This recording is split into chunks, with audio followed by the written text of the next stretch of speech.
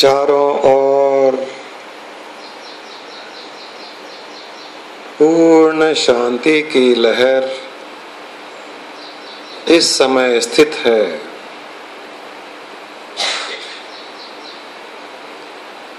अपने शरीर के अंदर झांक कर देखिए।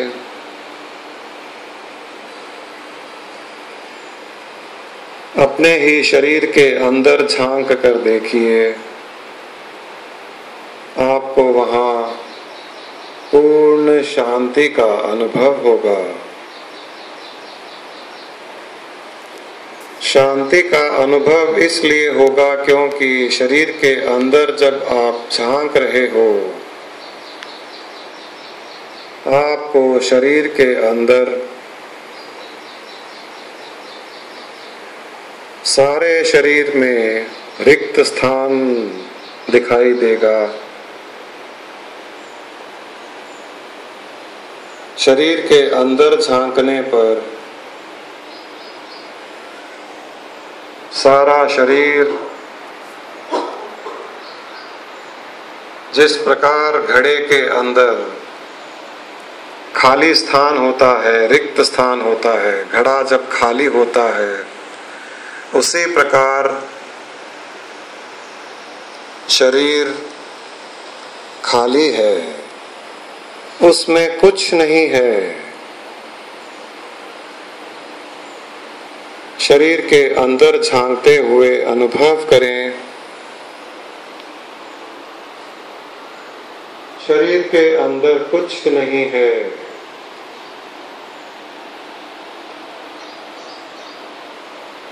एक खाली घड़े के अंदर जैसे कुछ नहीं होता है, वैसे शरीर के अंदर सारे शरीर में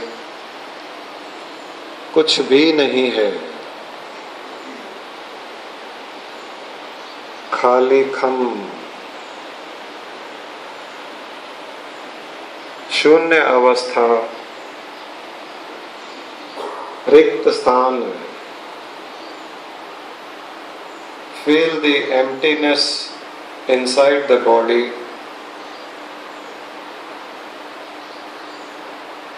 Look inside the body.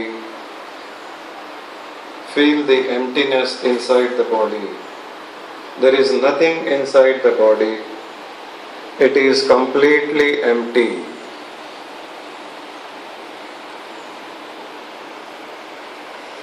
As in an empty pot, there is nothing inside. Likewise, there is nothing inside the body. अपने ही शरीर में अंदर झांकने पर आपको कुछ भी दिखाई नहीं पड़ेगा। वहां पर इस समय घोर अंधेरा ही अंधेरा दिखाई दे रहा है। शरीर के अंदर सारे शरीर में खाली स्थान, रिक्त स्थान है और वहां पर घोर अंधेरा ही अंधेरा है। अपने ही शरीर के अंदर झांके हुए रहिए, आपको शरीर के अंदर रिक्त स्थान तथा अंधेरा दिखेगा। यहाँ कुछ नहीं होते हुए भी बहुत कुछ है, क्योंकि जहाँ कुछ नहीं होता वहीं तो सब कुछ होता है।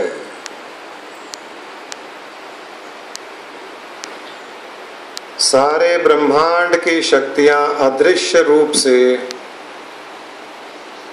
सारे विश्व में स्थित रहती है, परंतु हमें दिखाई नहीं देती। उसी प्रकार हमारे अंदर भी सारी ब्रह्मांड की शक्तियां स्थित रहते हुए हमें दिखाई नहीं देती। जो कुछ हमें दिखाई नहीं दे रहा है वही तो सब कुछ है। निराकार, अदृश्यमान,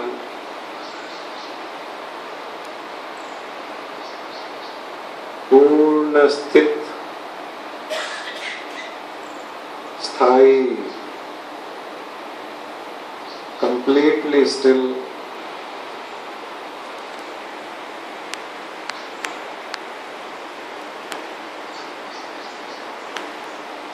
शरीर के अंदर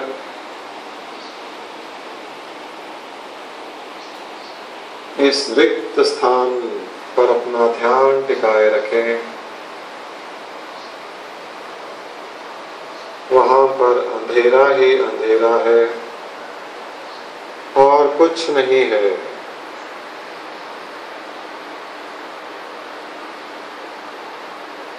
अपना सारा का सारा ध्यान शरीर के अंदर ही, जहां आपको कुछ भी दिखाई नहीं दे रहा है, क्योंकि वहां कुछ है ही नहीं।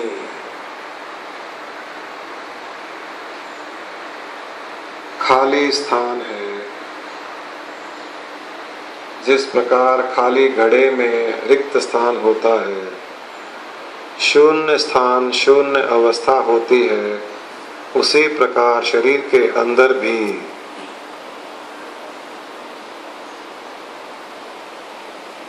कुछ नहीं है।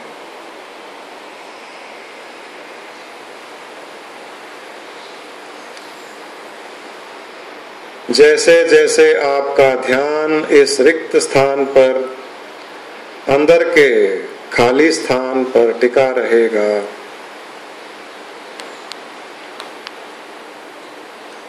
जो निराकार स्थिति है, जो अदृश्य स्थिति है, जैसे जैसे आपका ध्यान वहां टिका रहेगा, वैसे वैसे एक एक क्षण के लिए बीच बीच में आपकी अवस्था ऐसे बन जाएगी मानो आप शरीरधारी हो ही नहीं, और अंदर के रिक्त स्थान पर ध्यान टिकाते हुए ब्रह्मांड के साथ भी आप एक हो जाओगे।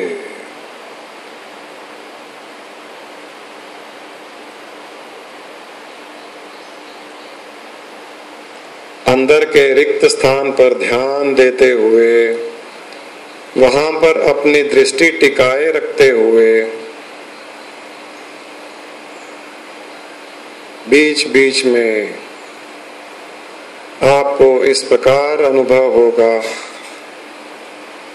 जैसे आपकी दृष्टि सारे ब्रह्मांड पर टिकी हुई है।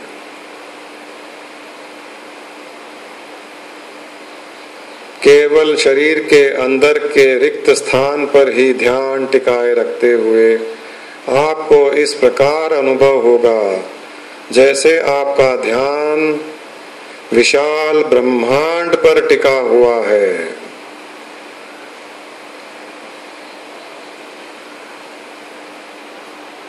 सारा ब्रह्मांड शरीर के अंदर भी समाया हुआ है। उस पर दृष्टि टिकाने से ही, शरीर के अंदर के ब्रह्मांड पर दृष्टि टिकाने पर ही हमारा योग सारे ब्रह्मांड के साथ हो जाता है। आपको शरीर का आभास भी समाप्त हो जाएगा। केवल निराकार अदृश्य स्थिति अवस्था में ही आप स्थित हो जाओगे।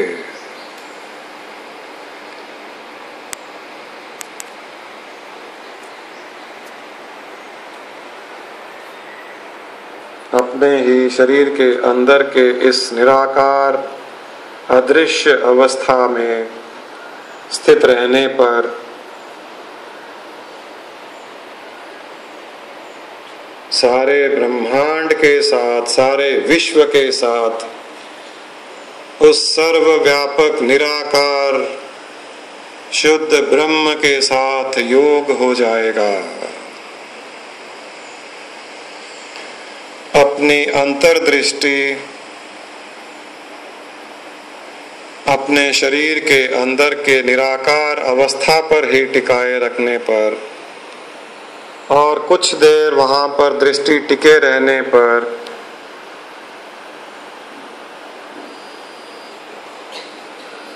हमारा संबंध, हमारी अवस्था विशाल सर्वव्यापक सर्वशक्तिमान परब्रह्म परमात्मा के साथ एकजुट हो जाएगी।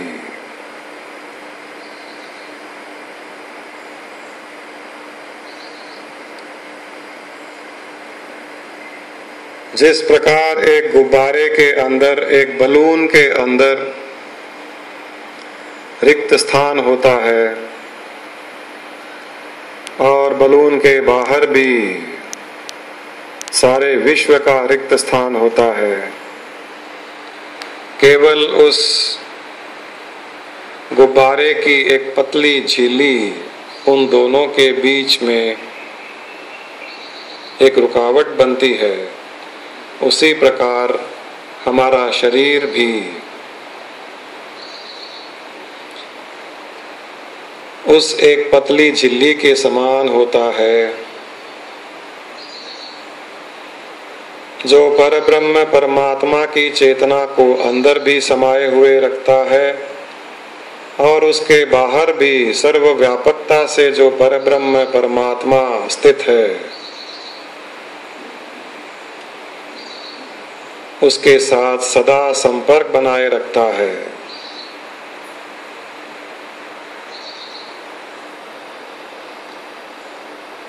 शरीर के अंदर की निराकार अवस्था पर ध्यान टिकाए रखने पर धीरे धीरे हमारे शरीर की जो पतली झिल्ली है,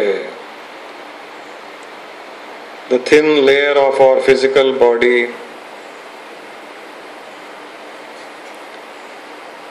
will start getting diluted।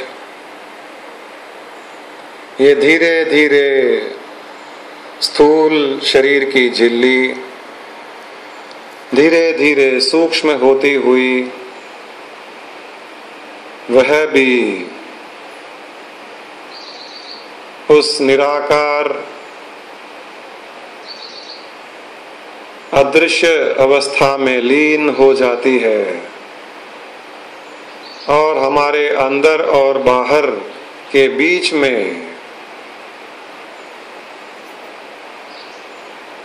जो शरीर रूपी झिल्ली थी वह भी समाप्त हो गई।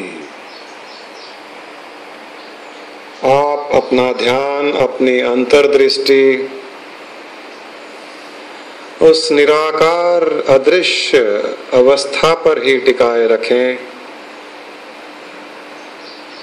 इस समय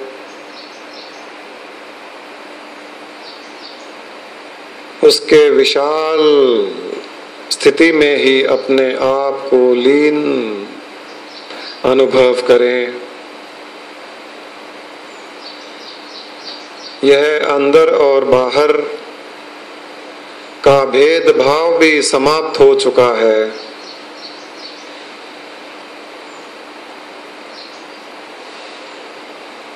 इस समय केवल और केवल एक निराकार अवस्था में हम स्थित हैं।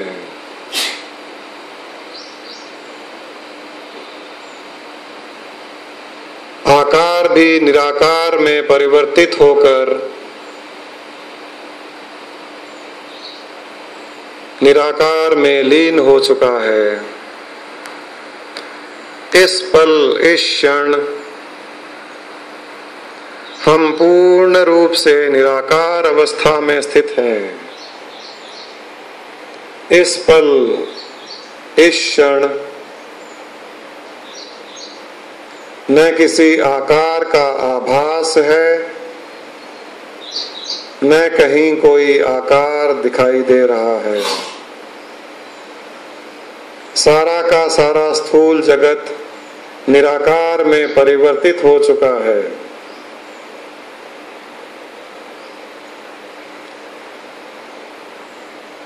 हम अपने आप को इतने विशाल अनुभव कर रहे हैं खुली आंखों से पहाड़ से जब दृश्य देखा जाता है, जहां तक दृश्य दृष्टि जाती है, जिस प्रकार उस विशालता को हम देखते हैं, उसी प्रकार की विशालता जिसका कोई अंत नहीं, इस पल हम उस विशाल अदृश्य निराकार अवस्था को अनुभव कर रहे हैं।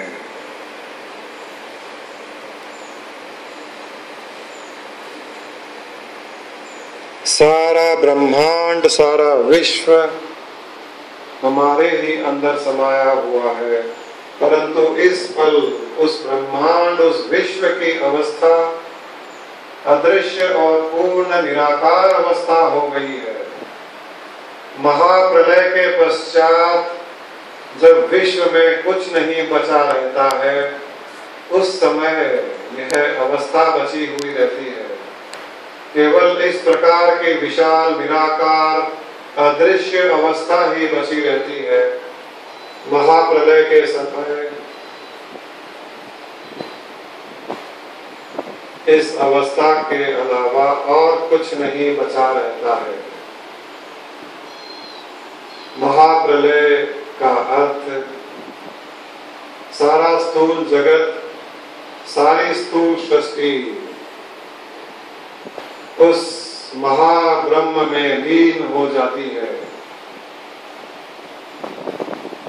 अपनी स्थूलता को पूर्ण रूप से समाप्त कर वह पूर्ण रूप से ब्रह्म में लीन हो जाती है।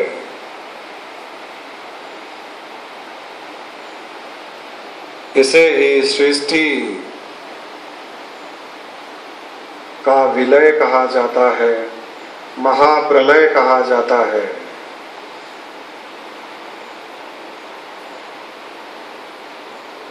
यह शिव की अवस्था है।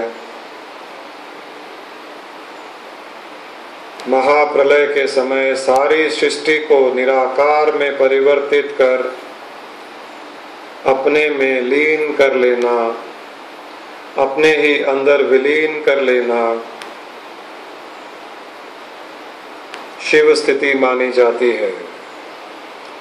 इस पल हम विश्व की विशालता का पूर्ण रूप से निराकार अदृश्य स्थिति का अनुभव कर रहे हैं, जिसमें सारी सृष्टि लीन हो चुकी है।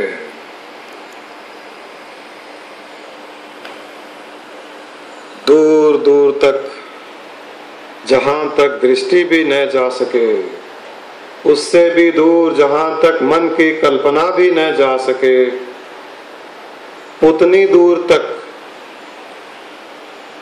उससे भी परे विशाल निराकार अदृश्य अवस्था बनी हुई है इस पल। यह सृष्टि की विलीन अवस्था है।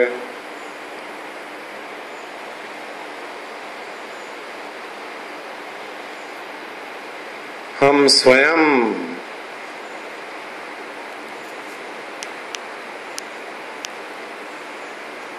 शिव स्वरूप इस निराकार अवस्था को स्थित किए हुए हैं।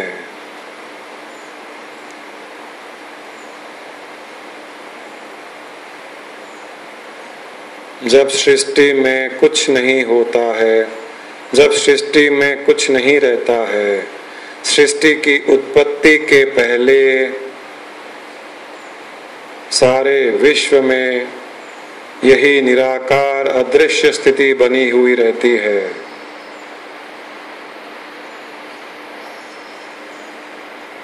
धीरे धीरे इस विशाल निराकार अदृश्य अवस्था में सृष्टि की उत्पत्ति से पहले हल्की सी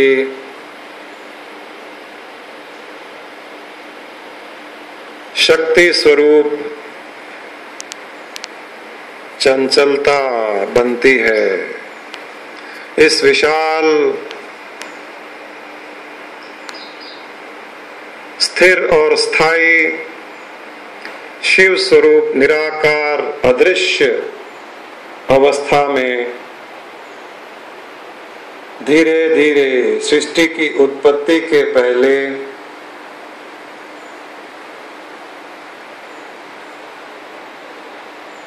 शक्ति चलायमान होती है, उसकी चंचलता उत्पन्न होती है। जैसे कोई नींद से जब जागता है तो हल्की सी चंचलता शरीर मन की हल्की सी चंचलता होती है, उसी प्रकार निराकार विशाल सर्वव्यापक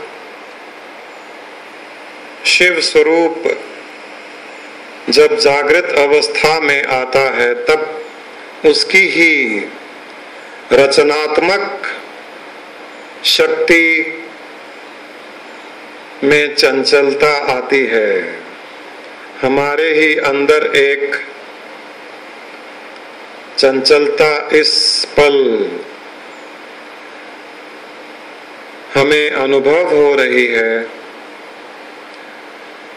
और इस शक्ति की चंचलता के द्वारा एक क्रम में सृष्टि की उत्पत्ति होती है। इसी चंचलता, शक्ति रूपी चंचलता से उत्पन्न आकाश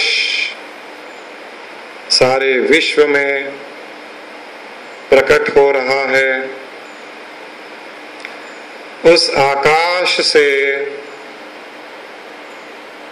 अदृश्य रूप वायु प्रकट हो रहा है।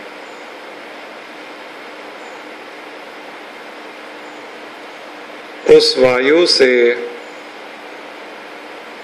अदृश्यमान वायु से दृश्यमान सृष्टि की उत्पत्ति के क्रम में सबसे पहले अग्नि की उत्पत्ति होती है। उस अग्नि के कारण सारे विश्व में प्रकाश उत्पन्न होता है। सूक्ष्म और स्थूल सृष्टि के बीच का भाग, बीच की अवस्था, यह अग्नि अवस्था होती है। यह अग्नि तत्व की अवस्था होती है जिसके कारण सारी सृष्टि में प्रकाश फैलता है।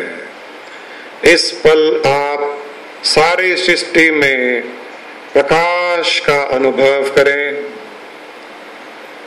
अग्नि तत्व के उत्पन्न होते ही जो अंधकार था वह मिटकर प्रकाश ही प्रकाश उत्पन्न हो गया है। सारी सृष्टि में प्रकाश प्रकट हो चुका है। आप उस प्रकाश का अनुभव करें। यहां से दृश्यमान सृष्टि की उत्पत्ति प्रारंभ होती है।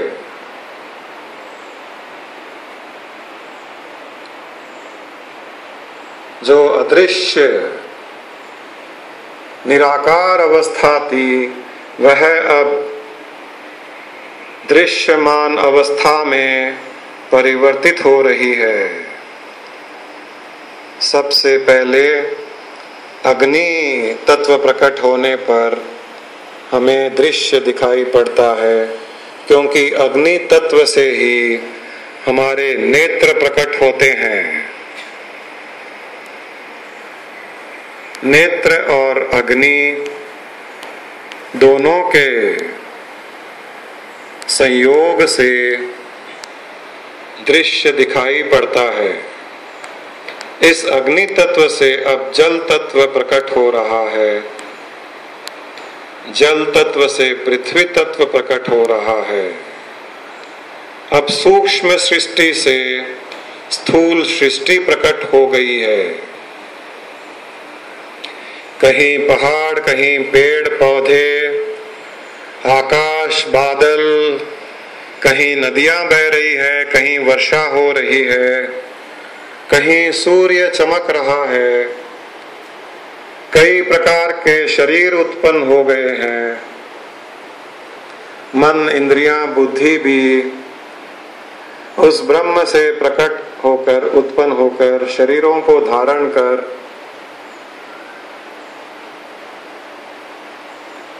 एक दुनिया बसी हुई है। आकाश में सूर्य, चंद्रमा, तारे आदि भी प्रकट हो गए हैं। इन तत्वों के मिश्रण से सारी स्थूल सृष्टि प्रकट हो चुकी है। अब हमें सूक्ष्म सृष्टि के साथ साथ स्थूल सृष्टि भी दिखाई पड़ रही है। धरती, आकाश, बादल, पानी, जल, समुद्र, लोग, बाघ, जीव जंतु, पक्षी, जानवर,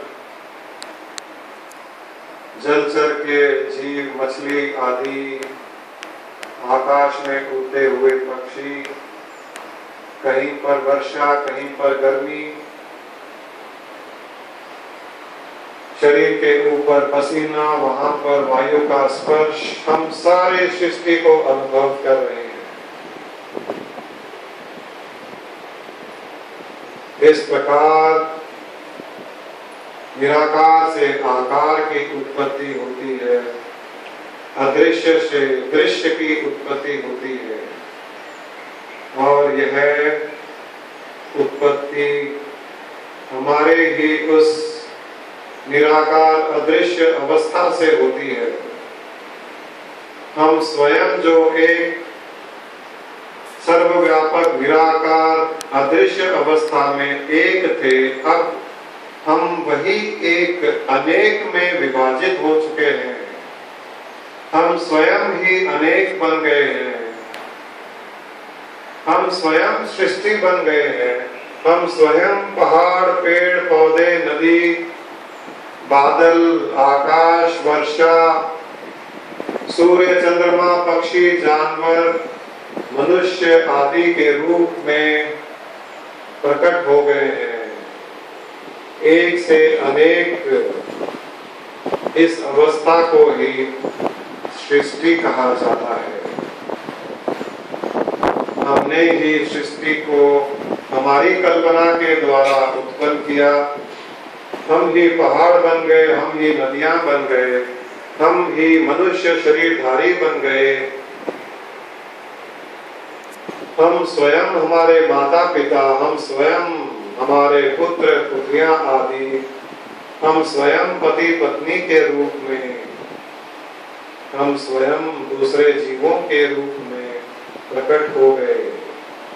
इस प्रकार हमी से सृष्टि प्रकट होती है और हमी में सृष्टि लीन हो जाती है। इसलिए हम जो ब्रह्म स्वरूप हैं, हमारा वह स्वरूप उसी प्रकार बना हुआ रहता है, सृष्टि प्रकट होने के पश्चात भी और सृष्टि लीन होने के पश्चात भी। हमारे शुद्ध स्वरूप में कोई बदलाव नहीं आता। इस समय सृष्टि प्रकट होने पर भी वह ब्रह्म स्वरूप उसी प्रकार निराकार अदृश्य रूप से भी स्थित है और दृश्यमान सृष्टि में भी प्रकट हुआ है। जब यह दृश्य अदृश्य में परिवर्तित होकर लीन हो जाएगा, तब हम अनेक से एक हो जाएंगे। हम स्वयं एक से अनेक हो जाते हैं और हम स्वयं अनेक से एक हो जाते हैं। यह हमारा ही खेल है। हम ही इस काल्पनिक खेल को खेलते रहते हैं। जब जब भावना उत्पन्न हुई, तब तब सृष्टि की उत्पत्ति की। जब जब भावना में परिवर्तन हुआ, तब तब सृष्टि को अपने में लीन कर हम अनेक से एक हो जाते हैं। हम यह मनुष्य शरीर में भी कर पाते हैं और सर्वव्यापक ब्रह्म स्थिति में भी यही करते हैं। मनुष्य शरीर में भी हम जब चाहे जब सृष्टि को अपने में समाहित कर, सृष्टि को अपने में ही लीन कर हम स्वयं बचे रह सकते हैं और पुनः हमारे अंदर से ही हम सृष्टि को बाहर प्रकट कर सकते हैं। जिस प्रकार सर्वव्यापक शुद्ध ब्रह्म अपने ही अंदर से सृष्टि को प्रकट करता है और अपने में ही लीन कर लेता है, उसी प्रकार एक छोटी अवस्था में मनुष्य शरीर में भी हम यही करते हैं, क्योंकि उस ब्रह्म के अंश होने के कारण ही सभी में उसी के गुण आए हैं। उसी की सृष्टि की उत्पन्न करने वाली शक्ति भी आई हुई है, सृष्टि का संचालन करने की शक्ति भी उसी में से आई हुई है और सृष्टि को अपने में लीन करने की शक्ति भी उसी ब्रह्म से आई है। हम ब्रह्म के अंश भी हैं और हम स्वयं वह निराकार सर्वव्यापक शुद्ध ब्रह्म भी है।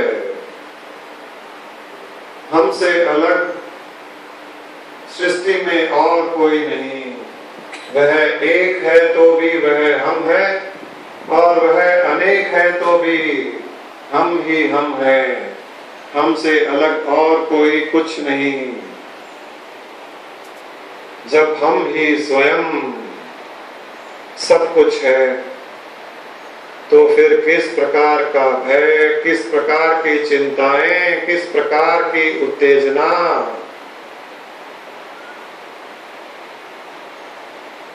स्वयं से स्वयं तो प्रेम ही किया जाता है। इस प्रकार जब हम स्वयं को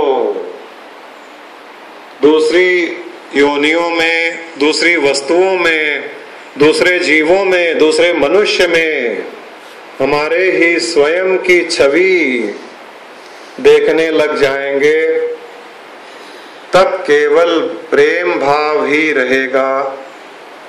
भय, उत्तेजना, नकारात्मकता, क्रोध आदि स्वयं समाप्त हो जाएगा।